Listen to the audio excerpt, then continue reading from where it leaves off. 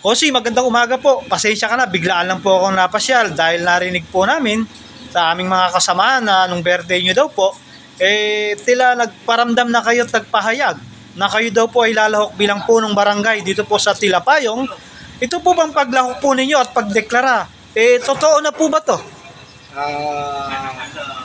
Oo, totoo na itong pagdeklara ko na ako'y tatakbo bilang kapitan dito sa aming barangay, Tilapayong. Kasi maraming nagre-request na lumaban ako. Kaya ito, pagbibigyan ko ang aking mga kabaryo. Kumbaga po, maraming nag-request sa iyo. Pero bukal din po sa loob nyo. Oo, bukal sa loob ko na lumaban na. Ayos. Konsi,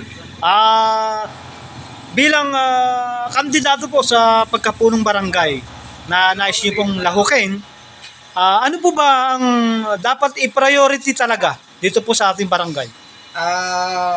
Ang priority ko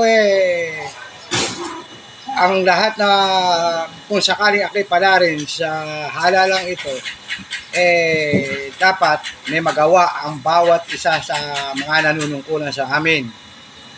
Na ang lahat kailangan kumilos. Hindi yung isa lang ang nakakaalam ng mga proyekto,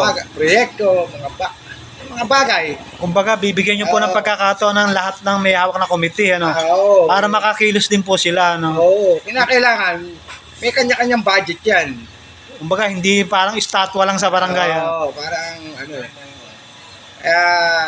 sa panunungkulan ko, nakita ko na parang yun ang mali.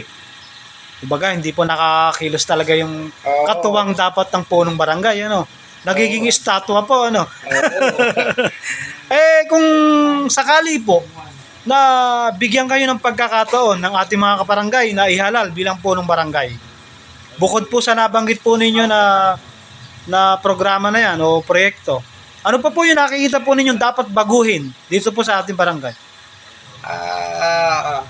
Ang mukha ng mga pagawain, yung sa mga health, sa eskwelahan,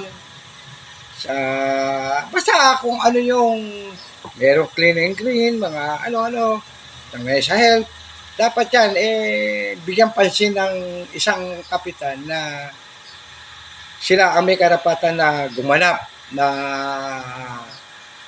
ibigyan mo sila ng pondo. Ngayon, ako kapitan, kumbaga sa ako lang ang susubaybay sa kanila kung tama yung ginagawa nila. Bilang ama po. Tama po. Kung nanonood po ba ngayon ang ating mga mahal na kabarangay dito po sa Tilapayong, kayo po ba'y handang-handa ng maglingkod para sa kanila? Handa naman. Nung wala pa ako sa tungkulin, kahit paano, naglilingkod na ako. Wala na po atrasan to? Wala na. Talagang buo na po ang loob nyo, ha? Buo na loob ko. Okay, mensahe po sa ating mga mahal na kabarangay.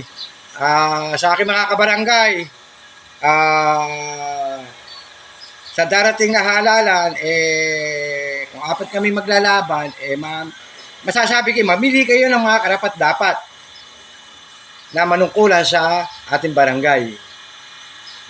Yan, mga kaparehas, narinig po ninyo ang isa sa kandidato sa darating na November 2 na barangay captain, na kung saan noong araw pa po ito ay gumagawa, at sigurado gagawa pa to ng maraming kabutihan dito po sa Barangay Tilapayong, City of Baliwag, Bulacan, na si ginagalang Barangay Kagawad Loisito Lowi Santos. Mabuhay ka, Kagawad, hanggat gusto mo. Salamat.